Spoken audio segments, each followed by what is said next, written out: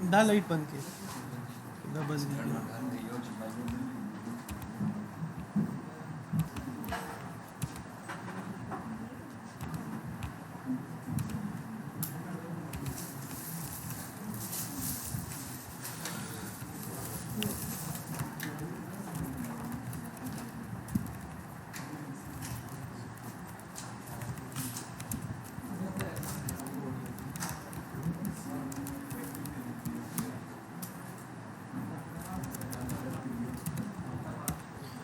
अच्छा जी, अभी हम लोग कल वाले प्रोग्राम्स एक बार एक नज़र देखते हैं और वो रिकॉर्ड भी हो जाएंगे ताकि आप लोग फिर ऑनलाइन अगर देखना चाहें तो। मेरे पास एक फंक्शन है void change और मैं क्या करता हूँ, मैं एक वेरिएबल लेता हूँ integer i is equal to 20। मैं यहाँ पे एक और वेरिएबल लेता हूँ चलें इससे पहले थोड़ा मैं आपको रेफरेंस का बता देता हूँ। रेफरेंस क्या होता है, मैं यहाँ पे लिखता हूँ सी आउट वैल्यू ऑफ आई इस, और यहाँ पे हम कर देंगे,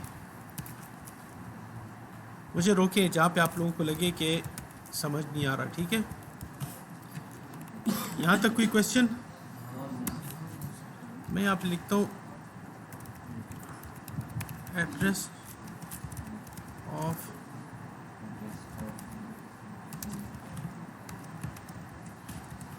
ऑफ आई मेमोरी में क्या है,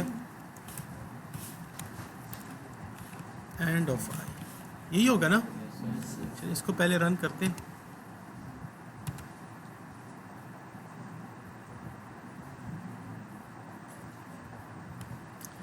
value of I is 20, address of I is this. इसकी लाइन चेंज कर लेते हैं ताकि इंडिपेंडेंटली हमें नज़र आए। इधर हम कर लेते हैं, ठीक है।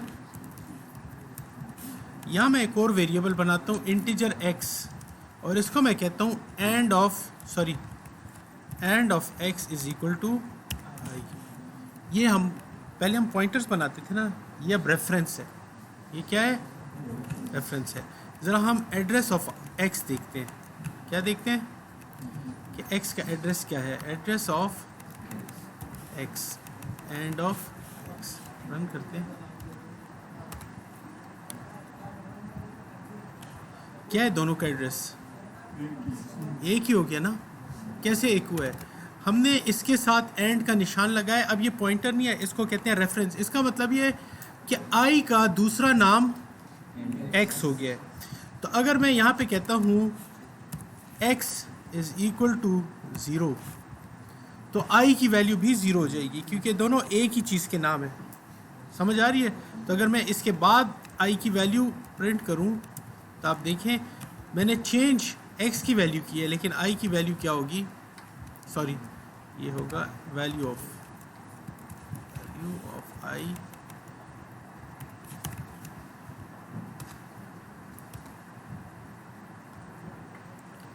तो आप देखें i की वैल्यू 0 हो गई है। तो x बेसिकली i का रेफरेंस बन गया था। पहले हमने पॉइंटर्स पढ़े थे पिछले सेमेस्टर में कि हम उसका एड्रेस स्टोर कर लेते हैं। रेफरेंसेस नया टॉपिक है हमारे पास, जिसके अंदर हम क्या करते हैं कि हम इसके एलियस बना लेते हैं। एलियस का मतलब ये है कि एक ही चीज़ के मल्टीपल नेम्स, उन नेम्स को हम एलियस बोलते हैं, ठीक है ना। तो अब हम इस रेफरेंस के थ्रू पास बाय रेफरेंस करेंगे। एक तरीका हमारे पास ये है, एक तरीका ये है कि मैं इसका पॉइंटर बनाऊं और पॉइंटर के थ्रू उसकी वैल्यू चेंज करूं। फॉर एग्जांपल मैं कह देता हूँ integer star p is equal to and of i, ठीक है।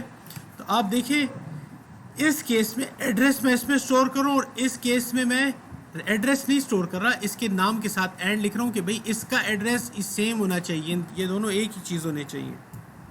बात की समझ आ रही है? अब मैं पॉइंटर के थ्रू भी आई की वैल्यू चेंज कर सकता हूँ। मैं कहता हूँ जो आपको पेपर में क्वेश्चन आया था कि आई की वैल्यू 20 करें, तो आपने इस तरह से इनडायरेक्टली करनी थी p के थ्रू, कि स्टार p जिस एड्रेस को पॉइंट कर रहा है उसकी वैल्यू 20 करें। तो अब आप देखें थर्ड नंबर पे फिर आई की वैल्यू 20 हो जाएगी, बल्कि इसको हम 10 कर लेते हैं। हाँ, 3 स्टेप्स थे। पहले स्टेप में आपने इनिशलाइज करना था, एग्जैक्टली 3 स्टेप्स थे। तो आप देखिए उसकी वैल्यू मैंने पी के थ्रू चेंज कर ली है।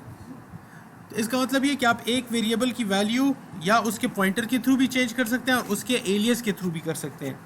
ठीक है, तो ये हाँ इसकी समझ नहीं आई, पहले वाले की दूसरे वाले की। देखिए आई का एड्रेस हमारे पास पॉइंटर में आ गया। जब हम पी लिखते हैं इसका मतलब है पॉइंटर, लेकिन जब हम स्टार साथ लगा देते हैं इसका मतलब ये होता है कि ये पॉइंटर जिस एड्रेस को पॉइंट कर रहा है उसके अंदर वैल्यू चेंज करो। तो ये किस एड्रेस को पॉइंट कर रहा है, तो आई की वैल्यू चेंज हो रही है इनडायरेक्टली। ठीक है, यहाँ पे हमने ये किया। अब हम क्या करते हैं, इस पोर्शन को हटाते हैं और हम कॉल बाय रेफरेंस और कॉल बाय वैल्यू देखते हैं। यहाँ मैं वेरिएबल बनाता हूँ वॉइड चेंज। अब ये मैं दो तरीके से आपको रेफरेंस चेंज करके दिखाता हूँ। ठीक है, उसकी वैल्यूज चेंज करके बताता हूँ। अगर मैं यहाँ पे लिखता हूँ इंटीजर, बल्कि हम इस तरह कर लेते हैं चेंज, हाँ इसका नाम बदल देती है।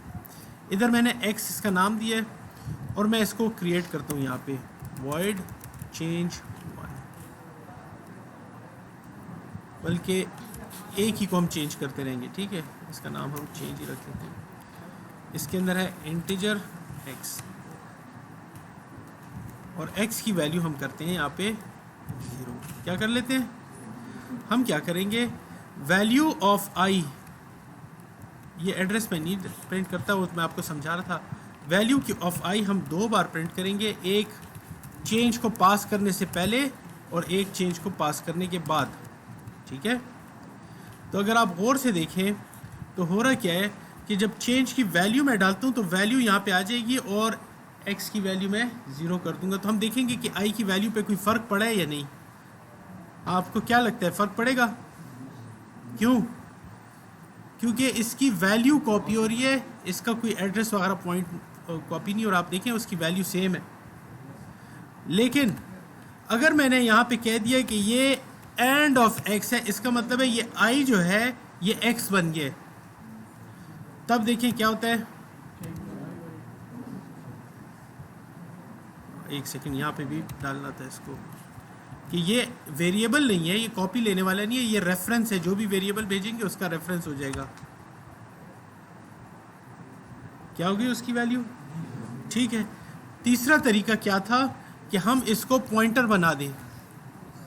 अगर हम इसको पॉइंटर बनाएंगे तो फिर मुझे यहाँ पे पॉइंटर तो एड्रेस स्टोर करते हैं ना, तो फिर मुझे यहाँ पे स्टार लगाना होगा और साथ एंड लगाना होगा कि भाई इसका एड्रेस स्टोर करो। इस केस में भी मैं रेफरेंस के थ्रू इसकी वैल्यू चेंज कर रहा हूँ। नहीं, एक सेकेंड, एंड ऑफ x, ये स्टार x करना था हमने। ठीक है, पॉइंटर को करते वक्त हम हमेशा स्टार x करते हैं। तो इसको हम अभी रीकैप करते हैं, एक बार आपको समरी इसकी मिल जाए।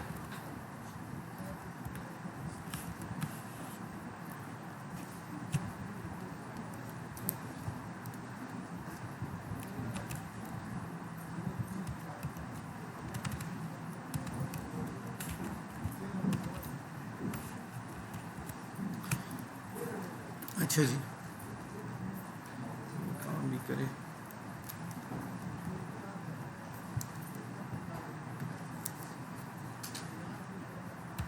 एक बार फिर से देख लें इसको, कोड को, कि अगर मेरे पास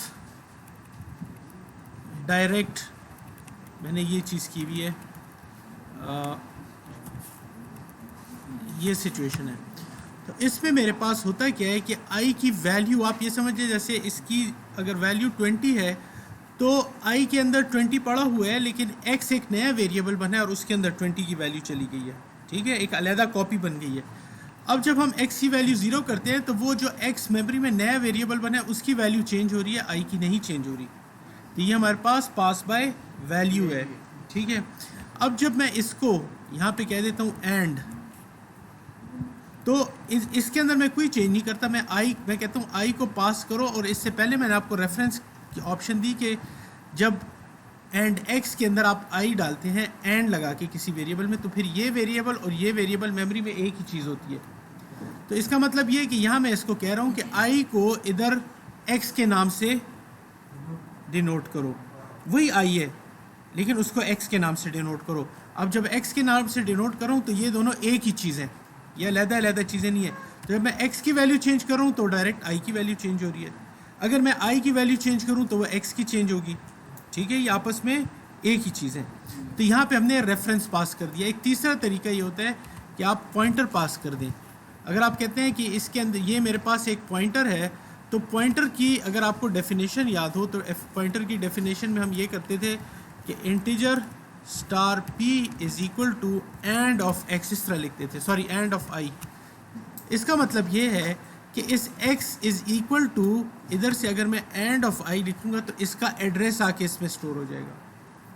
जब एड्रेस स्टोर हो जाएगा तो जो i की लोकेशन है ये अब उस लोकेशन को पॉइंट कर रहा है, और जब यहाँ पे हम इसकी वैल्यू चेंज करेंगे तो ये i के अंदर जो वैल्यू है उसको जाके चेंज कर होगा। तो ये भी आपके पास पास बाय रेफरेंस की एग्जांपल है कि आपका फंक्शन उसकी वैल्यूज़ को चेंज कर रहा है। तो ये हमारे पास एक टॉपिक था। सेकंड टॉपिक हल हमने पढ़ा था कि अगर मेरे पास एक लेट सपोज सिचुएशन है जिसमें मेरे पास तीन फंक्शंस हैं, इंटीजर, सम, इंटीजर, और मेरे पास एक दूसरा फंक्शन है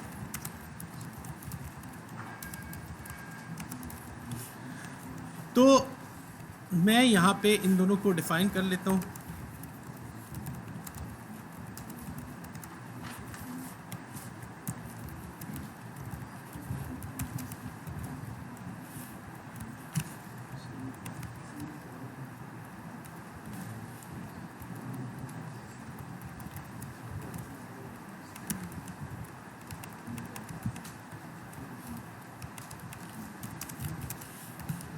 अब अगर मैं यहाँ पे लिखता हूँ let suppose cout sum of 20 32, तो इसके इधर मेरे पास इसका नाम, और आप देखिए यहाँ पे येलो कलर का लिखा हुआ आएगा इंटीजर a b c। ये बेसिकली आपको कह रहा है आपके पास ये इसका रेफरेंस बता रहा है, लेकिन जब आप रन करते हैं तो इसके पास दो वेरिएबल्स हैं इंटीजर्स के, a और b। तो ये इनमें से किसका सिग्नेचर दो वेरिएबल्स वाला है? इसका। तो ये उस फंक्शन को कॉल करेगा। ये यहाँ से लेके यहाँ तक कहलाता है सिग्नेचर ऑफ अ फंक्शन। क्या कहलाता है?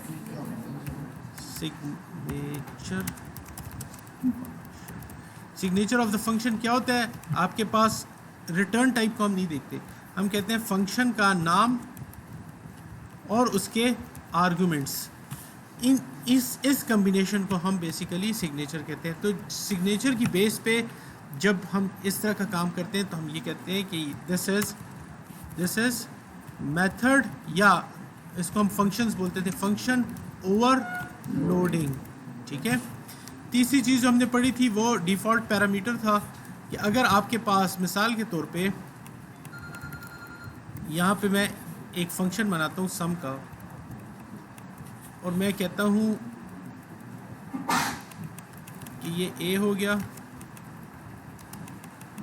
और ये b हो गया, और अगर किसी ने कोई वैल्यू पास ना की तो इसके अंदर पहले से क्या होगा? 0 होगा। मैंने पैरामीटर्स इसके दे दिए। तो अगर मैं अब अगली लाइन में लिखता हूँ लेट सपोज 12, तो इसका मतलब ये कि 12 आ जाएगा a में, और b की वैल्यू बाई डिफ़ॉल्ट क्या होगी? तो इसका सम क्या रिटर्न होगा? 12। और अगर मैं लिखता हूँ सी आउट इसी चीज़ को, और इसको मैं एम्प्टी छोड़ देता हूँ, तो ये क्या करेगा? इसका मतलब है 0 + 0, तो 0 आंसर आना चाहिए। ठीक है। तो ये डिफ़ॉल्ट पैरामीटर्स हमने कल पढ़े थे, ये तीन चीज़ें हमने पढ़ी थी। ठीक है। तो ये कल का हमारा लेक्चर था और रिवाइज हो गया।